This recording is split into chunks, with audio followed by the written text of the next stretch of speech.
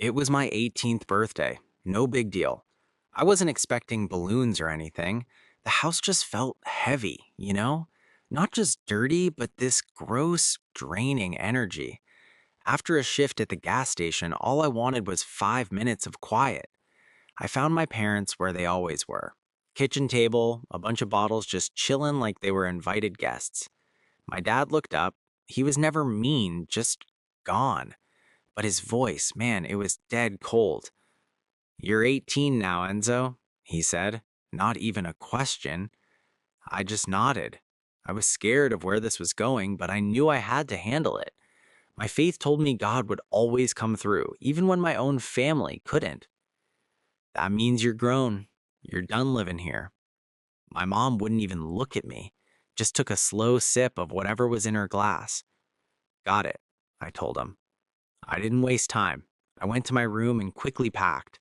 I put my clothes, my shoes, and anything that meant anything to me into two big plastic bags. I also grabbed my book bag and my tablet because being 18 didn't mean I was done with high school yet. I made sure to tuck the Bible my grandma gave me inside my jacket, right up against my body so my mother wouldn't see it as I walked out. I walked back out. No yelling, no tears. Just me, 18, walking into the night, but not totally alone. I stopped on the sidewalk, took a deep breath, and whispered, "I trust you, Lord. Please guide my steps." I walked straight to my best friend Jason's house. He didn't ask a lot of questions, he just let me crash on his floor. That was the first good night's sleep I'd had in a long time. The next morning, I knew I had to figure out the long term plan. That's when I called my youth pastor, Mark. He didn't ask questions, he just said, "Stay put, I'm coming to get you." It only took Mark 20 minutes to get to Jason's house. When he pulled up, he didn't give me any pity, he just got out and gave me a massive hug. I hadn't realized how much I needed that. "You are not alone, Enzo. Never forget that," Mark said, his voice quiet and firm. He took my plastic bags and tossed them in the back of his car. Before we drove off, we bowed our heads right there. Mark prayed about protection and peace. He prayed for the strength to face the next day. For the next few weeks, I was bouncing between several different homes thanks to Mark and my amazing church family. I always had a place to stay. They were legitimately awesome. They didn't just let me stay, they really took care of me. It was the complete opposite of the coldness and neglect I had felt at home for the last few years. I spent a lot of late nights just lying there thinking about how messed up everything got. My job at the convenience store was the only stable thing left, thank God.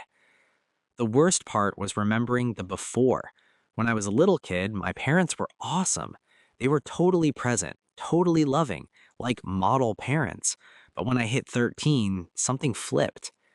But I do know when the lights went out. It was just after I turned 13. We lost my identical twin brother, Elijah, in a terrible drowning accident at the lake that summer. It shattered them. My mom couldn't look at the water, and my dad couldn't look at the future.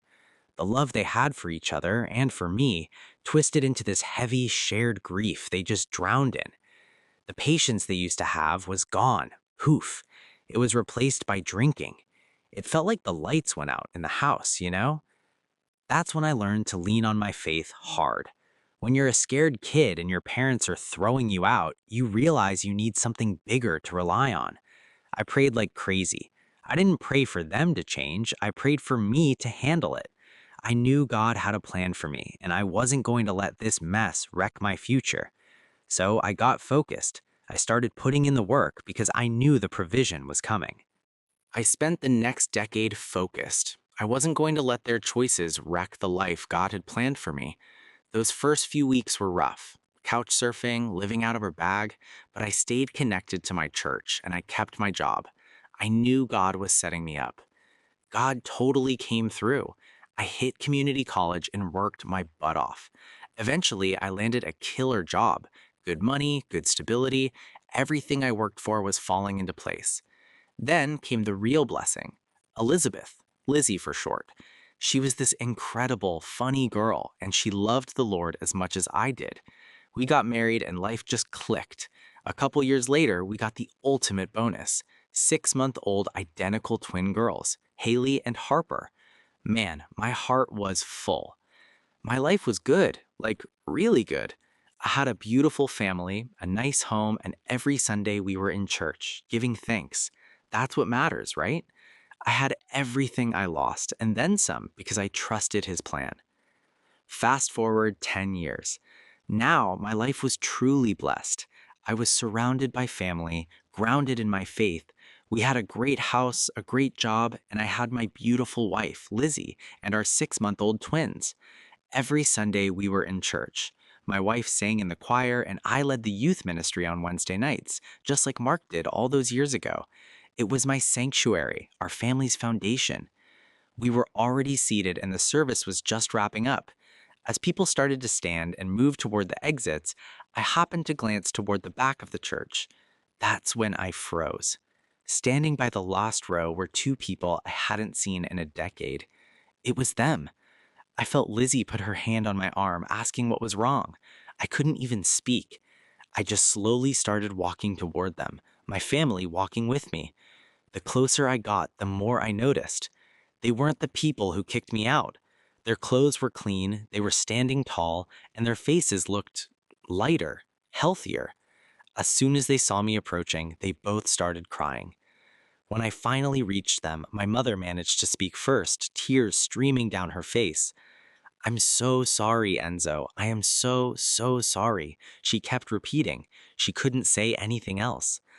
My father stepped forward, his eyes locked on mine. His voice was thick with emotion. "We lost our way, son. We lost everything, including our faith. But God, He brought us back. We know we don't deserve it, but we had to see you.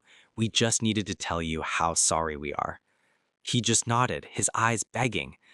It was a tough moment, but I was standing in the house of the Lord, a man who knew what grace meant. How could I not forgive them? The Lord had forgiven me for all my sins. Who was I to withhold that from them? I smiled, a real, genuine smile. I looked straight into my father's eyes. "I forgive you," I said softly. Then I turned to my mother, who was still weeping. "And Mom, I forgive you too. I forgive you both. It's a new day for all of us." Then I turned and brought my family forward. "Dad, Mom, this is my wife, Lizzie." Lizzie offered them a kind smile. Lizzie stepped forward, tears now welling up in her own eyes. "I am so happy to meet you both. I have prayed for this for so long. Praise God, my prayers were answered today." Enzo looked at his wife with a look of pure wonder, then turned to his parents. Enzo continued, "Mom and Dad, I would like you to meet our twin girls, Haley and Harper. That Sunday in the house of the Lord, my old life met my new life and a beautiful new beginning for our family. That's the power of grace."